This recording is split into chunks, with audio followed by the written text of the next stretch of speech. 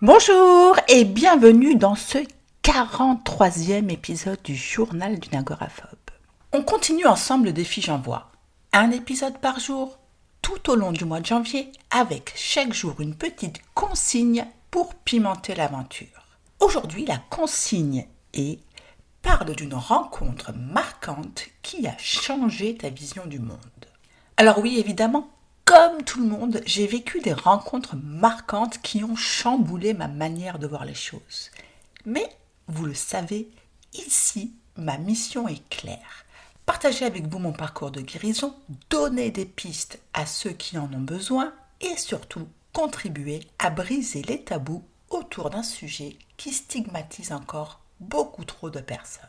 Du coup, pour rester cohérente avec cette mission et pour respecter la chronologie de mon histoire, j'ai décidé aujourd'hui de vous parler de quelqu'un que je n'ai pas rencontré. Oui, vous avez bien entendu. Je m'explique.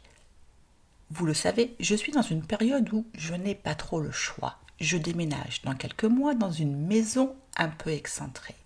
10 minutes à pied du premier commerce.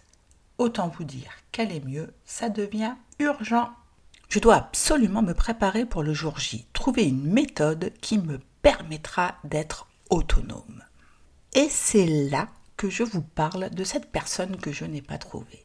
Cela fait bientôt 2 ans que je suis malade. 2 ans à consulter des psychologues, des médecins et devinez quoi? Je n'ai même pas un diagnostic clair.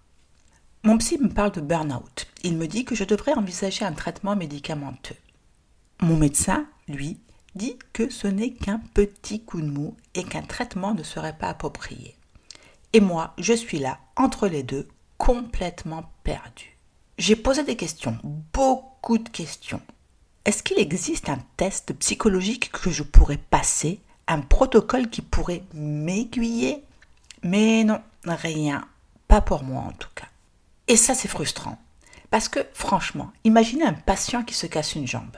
Le médecin, lui, va lui dire exactement ce qui l'attend. On va opérer, mettre un plâtre, puis faire de la rééducation. C'est clair, c'est cadré, on sait quoi faire. Mais moi, rien de tout ça. Attention, je ne dis pas que ma psy ne m'aide pas. Au contraire, elle m'a beaucoup aidée. Par exemple, je ne ressens plus cette angoisse constante qui m'accompagnait au quotidien. Ça, c'est énorme. Mais le fait est que malgré tous les progrès, je ne sors toujours pas de chez moi seule. Et ça, c'est un problème.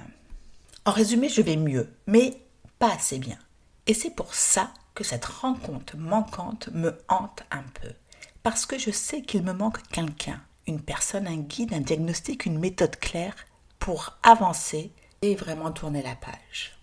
Voilà, c'est tout pour aujourd'hui. Si cet épisode vous a plu, n'hésitez pas à vous abonner, à laisser une petite note ou un commentaire. Et surtout, partagez-le autour de vous. Vos retours me donnent tellement d'énergie pour continuer ce défi un peu fou. Merci encore de m'avoir écouté et je vous donne rendez-vous demain pour un nouvel épisode du défi J'envoie.